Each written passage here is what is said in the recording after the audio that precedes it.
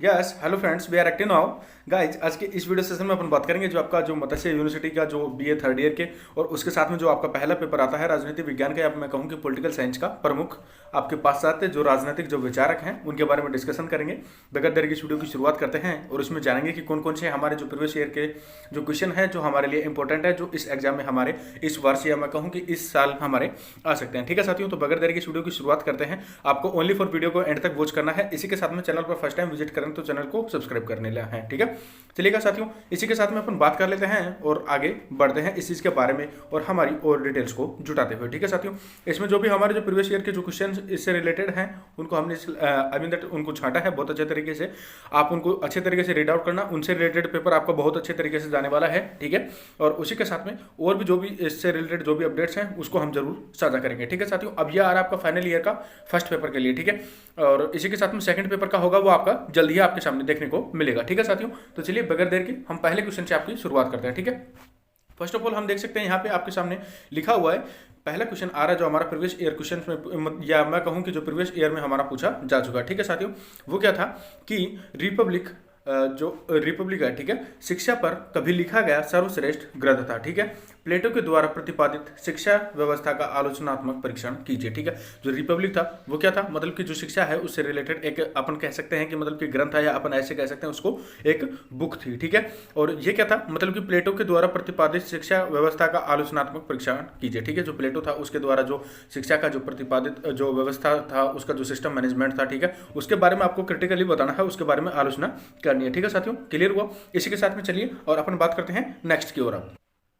और उसी के साथ में अपन देखेंगे कि मतलब कि जो हमारे पास में जो आपका जैसे कि मान लीजिए सेकंड क्वेश्चन की तरफ अपन आगे बढ़ रहे हैं, उससे पहले आपको एक और बता देता हूँ। पहला क्वेश्चन जैसे कि रिपब्लिक है और प्लेटो से रिलेटेड है। अब में क्या करना है, मतलब कि जो भी प्लेटो से रिलेटेड है उसकी जो थ्योरीज हैं, जो क्वेश्चन हैं, वो में उसको मतलब कि इस क्वेश्चन के साथ में उसको कोरिलेशन बना के बहुत अच्छे तरीके से आपको पढ़ना है। ये आपका क्वेश्चन है जो एग्जाम में आ सकता है। ठीक है साथियों, क्वेश्चन नंबर 2 आ रहा है आपके पास में कि क्या प्लेटो फांसीवादी था। ठीक है, और उसी के साथ में था कि इसकी आलोचनात्मक परीक्षण कीजिए। ठीक है, क्वेश्चन नंबर 2 आपके पास में है। इसी के साथ में आ रहा है आपके पास में थर्ड नंबर क्वेश्चन कि दर्शन के शासन, ठीक है, और उसके ऊपर प्लेटो का जो विचार थे, ठीक है, उसके जो व्यू थे, उसका आलोचनात्मक परीक्षण करना है। ठीक है, आलोचनात्मक का मतलब कहने का मतलब क्रिटिकल, या अपन कहें कि उसको आलोचना करनी है उसके जो कथन थे उनके बारे में। ठीक है, क्वेश्चन नंबर 4 आ रहा है यहीं पर आपके पास में कि प्लेटो के न्याय सिद्धांत का आलोचनात्मक परीक्षण कीजिए। ठीक है, मतलब कि जो प्लेटो का जो न्याय सिद्धांत है, उन्होंने न्याय के बारे में जो सिद्धांत बताया था, ठीक है, उसका आलोचनात्मक आपको आई मीन दैट परीक्षण करना है। ठीक है, क्वेश्चन नंबर 5 आ रहा है इसी के साथ में आपके पास में कि प्लेटो की साम्यवादी विचारधारा के आधार क्या है, यानी कि जो प्लेटो की जो साम्यवादी की जो विचारधारा थी उसके क्या आधार थे, अपन ऐसे कह सकते हैं कि कौन से पॉइंट थे जो उसके मार्केट में वैल्यूएबल थे। ठीक है, इसी के साथ में है कि प्लेटो के साम्यवादी सिद्धांत की आधुनिक साम्यवाद से तुलना कीजिए। मतलब कि जो प्लेटो का जो साम्यवाद था, और या अपन ऐसे कह सकते हैं कि उसका जो साम्यवाद जो सिद्धांत था उसका, और इसी के साथ में जो आधुनिक साम्यवाद है, इन दोनों के बीच में क्या डिफरेंस था, इनके बीच में आपको अंतर बताना है, या मैं ऐसे कह सकता हूँ कि आई मीन दैट इनके बीच में आपको कंपेयर करना है। ठीक है साथियों, तो मुझे उम्मीद है कि 5 नंबर क्वेश्चन तक के लिए आप सभी का क्लियर। ठीक है, चलते हैं अपन और आगे बढ़ते हैं क्वेश्चन नंबर 6 की ओर। ठीक है, क्वेश्चन नंबर 6 आ रहा है आपके पास में कि राज्य के उद्विकास, ठीक है ना, मतलब कि जो राज्य या अपन कह सकते हैं कि कोई भी किंगडम है या कोई भी स्टेट है, ठीक है, उसका जो उद्विकास, उसके साथ में उसके उद्देश्य और उसकी प्रकृति, ठीक है ना, उसके ऊपर आपके अरस्तु को विचारों का वर्णन करना है। या अपन ऐसा कह सकते हैं कि जो राजनीतिक दार्शनिक हुए हैं अरस्तु, उनके राज्य के उद्विकास, उद्देश्य और प्रकृति के ऊपर क्या विचार थे। ठीक है साथियों, क्लियर हुआ। इसी के साथ में 7 नंबर क्वेश्चन आ रहा है हमारे पास में कि क्रांति पर अरस्तु के विचारों को स्पष्ट कीजिए। मतलब कि वो क्रांति को किस दृष्टि से देखते हैं, या अपन ऐसे कह सकते हैं कि भाई वो क्रांति के बारे में क्या विचार रखते हैं। ठीक है ना, आपको उनको बताना है। ठीक है, क्वेश्चन नंबर 8 आ रहा है आपके पास में यहीं पर अरस्तु की दास्ता की अवधारणा की आलोचनात्मक विवेचना कीजिए। मतलब कि जो अरस्तु ने दास्ता की जो अवधारणा थी, ठीक है, उसके बारे में उन्होंने जो अपने सिद्धांत प्रतिपादित किया था, या अपन ऐसे कह सकते हैं कि उनके बारे में उन्होंने उस चीज़ के बारे में अपने विचार दिए थे, उनके बारे में आपको क्या करना है, उनका क्रिटिकल कमेंट के बारे में उनको रीड आउट करना है, उन चीज़ों को पढ़ना है। ठीक है, अरस्तु द्वारा दास्ता की अवधारणा के समर्थन के क्या कारण दिए गए हैं। मतलब कि जो अरस्तु था उसके द्वारा दास्ता की जो अवधारणा थी उसके समर्थन में क्या क्या कारण दिए गए हैं। ठीक है साथियों, क्लियर हुआ। क्वेश्चन नंबर 8 के लिए यहाँ तक के लिए आपके 8 क्वेश्चन हो चुके हैं। इनको अच्छे तरीके से रीड आउट करना, क्योंकि ये जो 8 क्वेश्चन है इनमें से आपको एक ना एक क्वेश्चन जरूर देखने को मिलेगा। ठीक है साथियों, चलिए अब इसी के साथ में अपन चलते हैं नेक्स्ट क्वेश्चन की ओर आगे बढ़ते हैं। ठीक है साथियों, क्वेश्चन नंबर 9 आ रहा है हमारे पास में, अब यहाँ पे आपको देखने को मिलेगा। ठीक है, क्वेश्चन नंबर 9 क्या कह रहा है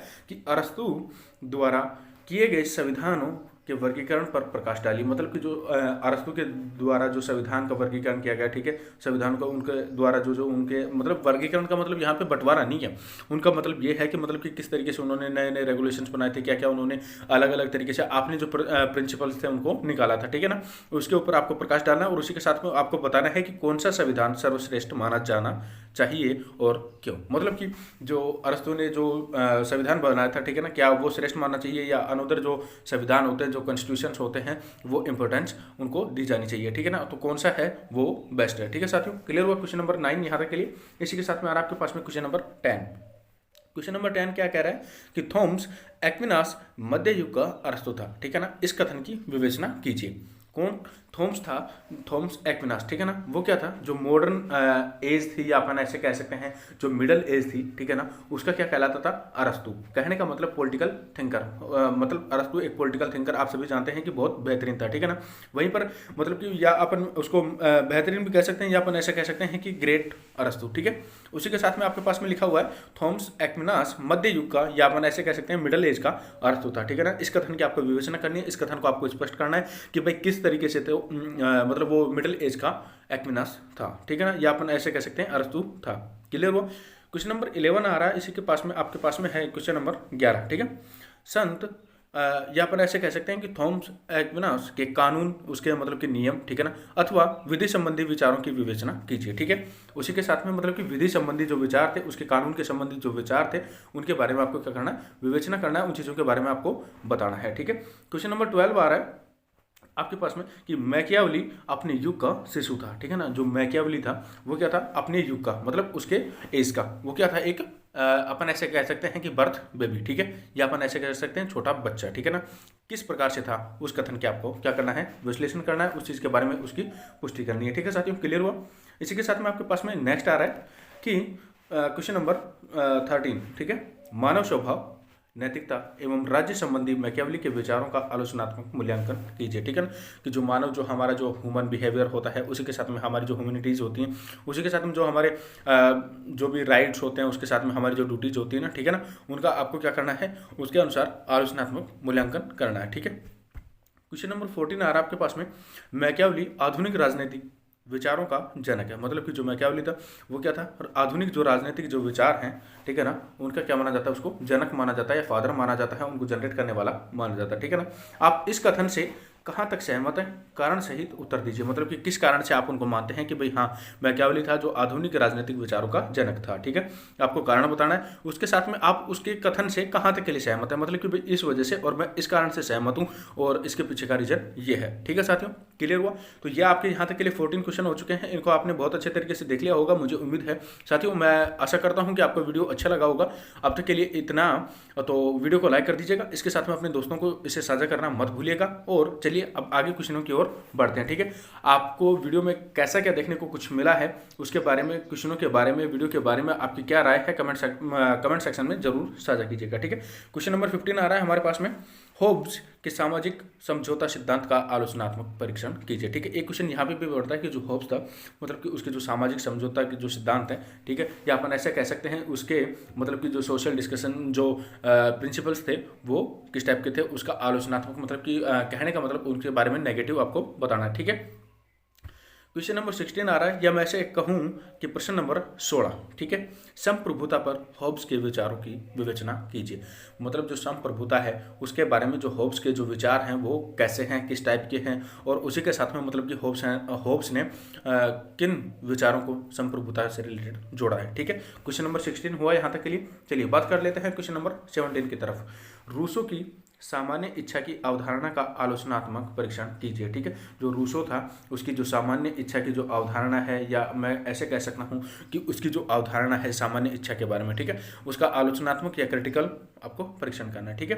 क्लियर हुआ? क्वेश्चन नंबर जो 18 है वो है जॉन लॉक, यानी जॉन लॉक है पॉलिटिकल थिंकर, आप सभी जानते हैं सिंपली से इसमें, ठीक है। जॉन लॉक के सामाजिक समझौता सिद्धांत की आलोचनात्मक व्याख्या कीजिए। ठीक है, मतलब जो लोग हैं उसके जो सामाजिक समझौता जो सिद्धांत है उनकी जो आलोचनात्मक व्याख्या करनी है, आपको उस चीज़ के बारे में सिंपली से बताना है, उन चीज़ों के बारे में आपको एक्सप्लेन करना है। ठीक है, क्वेश्चन नंबर 19 आ रहा है, या मैं ऐसे कह सकता हूँ क्वेश्चन नंबर 19 समझो आप। प्राकृतिक अवस्था तथा सामाजिक समझौते के संबंध में होब्स, लोक एवं रूसो के विचारों की तुलना कीजिए। ठीक है साथियों, ये वाला है। और यहाँ पे जो पी है इसका कहने का मतलब यहाँ पे है, ये प्रैक्टिकली भी आप इन चीज़ों को जोड़ सकते हैं क्वेश्चन के साथ में। ठीक है, और क्वेश्चन नंबर 20 आ रहा है आपके पास में। यहाँ पे प्रकृति ने मनुष्य जाति को दो प्रभुत्वपूर्ण स्वामियों सुख और दुख के अधीन कर रखा है। बेंथम के इस कथन की विवेचना कीजिए। मतलब कि जो मनुष्य है, या अपन ऐसे कह सकते हैं कि भाई जो प्रकृति है उसने मनुष्य जाति को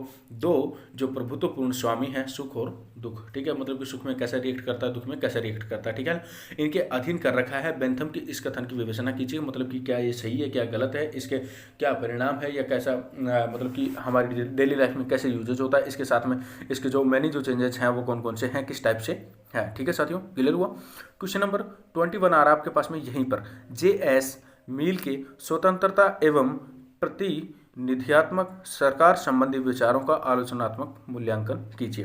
कहने का मतलब जो J.S. मिल है आपके पास में, उसके जो स्वतंत्रता और प्रतिनिधित्वात्मक और उसके साथ में जो सरकार संबंधी जो विचार हैं, ठीक है, उनका आपको क्या करना है, यहाँ पे क्रिटिकली बताना है। ठीक है, उसके जो भी विचार हैं उनके आपको पॉजिटिव भी बताने, नेगेटिव बताने, लेकिन मेनली अपने को क्या करना होता है क्रिटिकल में, उसकी मतलब कि आलोचना करनी है, हमें उसकी निंदा करनी है। ठीक है, क्लियर हुआ क्वेश्चन नंबर 21। ठीक है साथियों, चलिए अब इसी के साथ में अपन आगे बढ़ते हैं क्वेश्चन नंबर 22 की तरफ। ठीक है, सिंपली से आपके पास में लिखा हुआ है क्वेश्चन नंबर 22, या ऐसे कह सकते हैं 22 नंबर। ठीक है, बेंथम के उपयोगितावाद में जॉन स्टुअर्ट मिल द्वारा किए गए परिवर्तनों की विवेचना कीजिए। मतलब कि जो बेंथम का उपयोगितावाद है उसमें जॉन स्टुअर्ट मिल ने मतलब कि कौन कौन से चेंजेस किए थे, ठीक है ना, उनके बारे में आपको एक्सप्लेन करना है, उनके बारे में व्याख्या करनी है, उनके बारे में डिटेल से बताना है, उनके बारे में आपको थिंकिंग करना है, या अपन ऐसे कह सकते हैं उनके बारे में आपको सोच विचार करना है। ठीक है, क्वेश्चन नंबर 23 आ रहा है आपके पास में।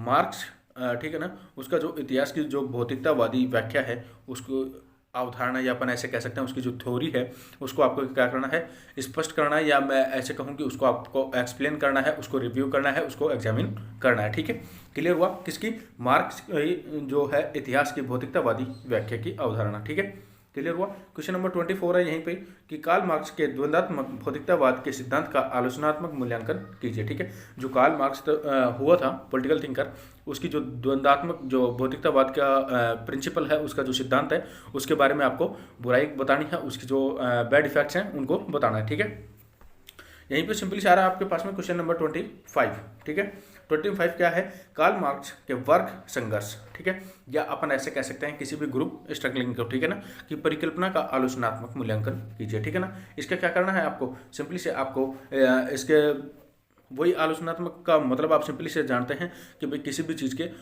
बुरे पहलू को अपन को उसको बाहर निकालना, ठीक है ना, उसकी जो कमियां हैं, उसकी जो खामियां हैं, उन चीज़ों को अपने को ढूंढना और उन चीज़ों को सर्च आउट करके उनको पैलेस करना। ठीक है, उसी के साथ में है क्वेश्चन नंबर 26, कार्ल मार्क्स के अतिरिक्त मूल्य के सिद्धांत, मतलब एक्स्ट्रा टैक्स। जैसे हमारे पास में आज भी आपको देखने को मिलेगा कि गवर्नमेंट के द्वारा जो भी टैक्सेस लगाए जाते हैं, ठीक है ना, जो मूल्य मतलब कि जो भी कर लगाए जाते हैं वो होते हैं, ठीक है ना। अतिरिक्त मूल्य के सिद्धांत का आलोचनात्मक परीक्षण कीजिए। जो कार्ल मार्क्स था उसने क्या लगाया था, अतिरिक्त मूल्य का सिद्धांत का बारे में उन्होंने एक्सप्लेन किया था, उनको उन्होंने इस चीज़ के बारे में बताया था। ठीक है साथियों, तो आपको उस चीज़ का आलोचनात्मक परीक्षण करना है। ठीक है, क्वेश्चन नंबर 27, ठीक है, ए जे जो लास्की था उसके जो प्रमुख जो भी, या अपन ऐसे कह सकते हैं कि उसके जो मेन जो पॉलिटिकल जो व्यूज़ थे, उसकी जो थिंकिंग थी, ठीक है ना, उनका संक्षेप में आपको क्या बताना है, या अपन ऐसे कह सकते हैं उनका शॉर्ट में आपको बताना है आलोचनात्मक वर्णन। ठीक है साथियों, उनके मतलब कि उन्होंने क्या क्या किया, क्या क्या नहीं किया, उनका उन चीज़ों के बारे में आपको क्या करना है,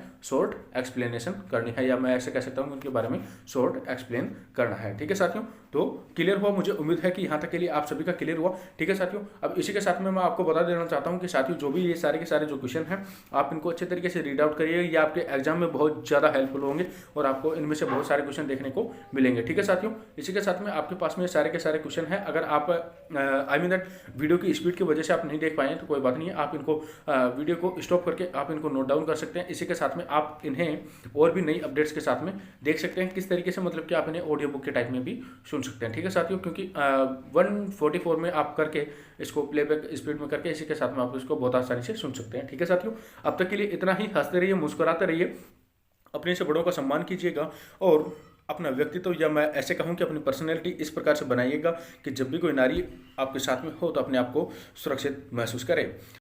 इस वीडियो को अपने दोस्तों के साथ में साझा करना ना भूलिएगा। आपकी राय कमेंट बॉक्स में जरूर दीजिएगा। नेक्स्ट वीडियो आपका पार्ट 2 जो पेपर सेकंड के बारे में आएगा वो बहुत जल्दी आपके पास में पब्लिकली मैसेज या मैं कहूँ कि वो अनाउंस हो जाएगा। ठीक है साथियों, अब तक के लिए इतना ही। हंसते रहिए, मुस्कुराते रहिए। जय हिंद, वंदे मातरम।